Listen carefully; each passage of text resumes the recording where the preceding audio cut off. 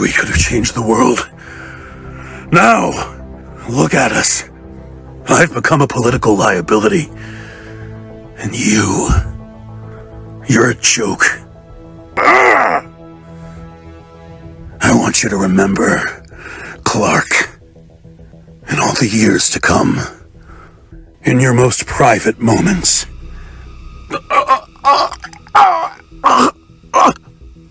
I want you to remember my hand at your throat. I want you to remember the one man who beat you.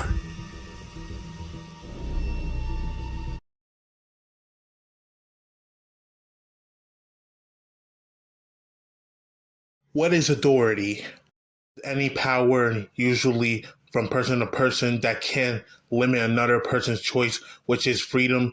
It can refer to power or the right to make the decision, enforce rules, or give orders. In a political context, it can refer to the rightful power to govern. What does this have to do with superheroes? What's the notion of them? Why do they exist? In The Dark Knight Returns, superheroes had been forced into retirement by presidential mandate, especially their specialness made the rest look inadequate at best. Superheroes hid, though a few like Superman kept working only just under the government sanction and in secret, and oddly enough, as the heroes vanished, so did the outlandish villains. Batman was forced to retire as well, but his inner spirit wanted out after that 10-year break. Bruce Wayne wanted to feel alive again as the Batman. The government wouldn't allow this because he will then lose control of the situation and more vigilantes would possibly emerge. Status quo has changed. Superman is the only superhero left operating, and he is doing it as a licensed government agent. Batman is wrecking the new status quo. He's gathering a ton of media attention as well. Well, it looks like he's killed the Joker and recruited a former gang to oppose martial law in Gotham. That's when the president orders him in.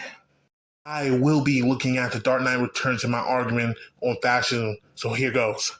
Fascism is characterized by dictatorial power, forcible suppression and oppression, and strong regimentation of society and of the community. This is where we run into the problem with labeling a vigilante, someone who is by nature separate from the state, as a fascist and could be labeled as authoritarian.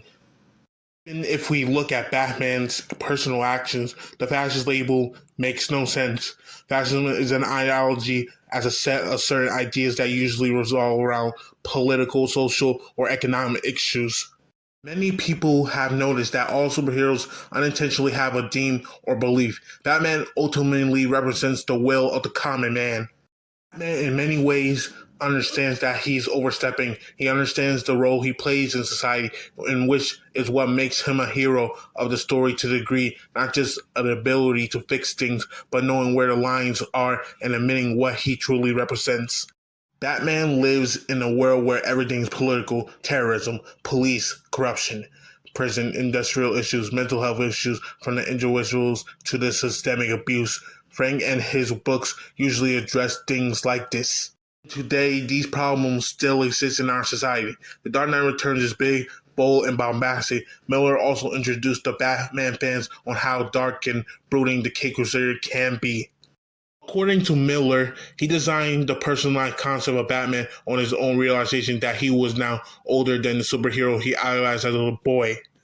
Wayne is an aging, reckless, living in a world where most superheroes had given up or gone to the ground, as he set himself to be spurred back into the action and spiraling state of Gotham and a yearning in his heart. Together with a new female Robin named Carrie Kelly and a hulking grizzled Batman set about striking fear into the hearts of criminals once more. Batman coming out is both negative and positive because his return sees the rise of his old villains too. What the book is ultimately arguing is that we don't need someone to lord over us to fix our problems. Superman and Reagan embody these ideas. However, most importantly, both Batman and the overarching narrative of the book criticizes Batman and its underlying philosophy. I see a reflection line comes in mind, but my favorite line will always be this: Sure, we're criminals. We always been criminals. We have to be criminals. Crime is chaotic and it always causes social unrest. Batman is ultimately against crime and his answer to enforce the law. Law and justice aren't normally considered social issues, broadly speaking, especially in the context of whether Batman is a fascist or not. Batman is specially designed not to be tied down by the law or enforcement. Therein, that's the nature of vigilantism. They work beyond lawful and unlawful intent. They operate within the moral principles and outside of the system. Batman's entire methodology and motive for his vigilantism is based on his pursuit of addressing social issues. Frank Miller's Dark Knight Returns and its anime adaptation, the similar showing Clark, Superman with an eagle, and Bruce, Batman with a dog, is likely to represent the different ideologies and philosophy of the two characters. The eagle is a symbol of freedom, power, and strength, which reflects Superman's values of truth, justice, and an American way. He is seen as a symbol of hope and embodiment of American ideals. On the other hand, the dog is a symbol of loyalty, obedience, and protectiveness, which reflects Batman's values of justice and vengeance. Is seen as a symbol of fear and an embodiment of the darker side of humanity. The contrast between these two symbols highlights the different approaches of Superman and Batman's to the justice of their differing views of how to protect and serve society. Superman's approach is more idealistic, and while Batman's approach is more pragmatic and grounded in reality. You have to consider the context in which Miller wrote The Dark Knight Returns in 1986. Gorbachev was yet to be implanted in perestroika, and Ronald Reagan was reaping the rewards of an anti-Soviet rhetoric. As a result of this, we got a grittier and more realistic take on Superman that will lead to him eventually being caught into an agent of the state and was relatively subversive during the time the publishing of that comic aired. Keep in mind that Moore and Gibbons' Watchmen itself is a scathing deconstruction of vigilantism, and the state-sanctioned superheroes was only published a few months after The Dark Knight Returns. The unflattering portrayal of Clark as a government stooge throughout The Dark Knight was pretty novel. You see in The Dark Knight Returns that the decadence of Miller wants to expose in society and isn't just crime but modern America. It's the collapse of a society from its own empathy and acceptance, only fixable by the strong coming in to use their might to bring order by purging undesirable human elements. Wow, I love the character of Superman. The Dark Knight Returns is as much of a political allegory as it is a tale of redemption. Miller's adaptation is legitimate as any. Clark Kent, as depicted in The Dark Knight Returns, was pretty accurate to how the character was used at the time during the mid-40s. He was introduced to the establishment of the government, a purveyor of the status quo. Miller used him as a metaphor to show how superheroes had become slaves to this Cold War mindset. Batman, by contrast, was reintroduced to his roots as an outlaw vigilante. There's a sadness to his character. He never smiles. Given the failure of his vision, that's not surprising. Superman can be a character who inhabits the same morally complicated world we do, where crooked politicians, corrupt institutions, and flawed human beings. Broken Superman is a commonly used concept. It's just that his broken Superman is broken by the unending cruelty of humanity, and the times change. During the final issue, Batman and Superman have a fight. The fight has more to it. It was a battle of philosophies, not a battle of men. Batman wasn't fighting Superman to beat him physically or even mentally, but philosophically.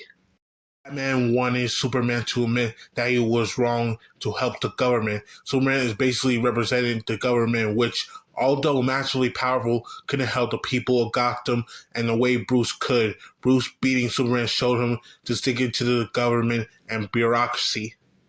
Batman tells Superman that his boss sent the Men of Steel to simply because they are an authority that can't stomach Batman being able to do what they can. Superman, on the other hand, states it's their world and that Batman should sit down and accept it. What Batman does, he keeps fighting no matter what. He will keep fighting for his freedom and what he believes in, while Superman won't change or improve himself beyond that.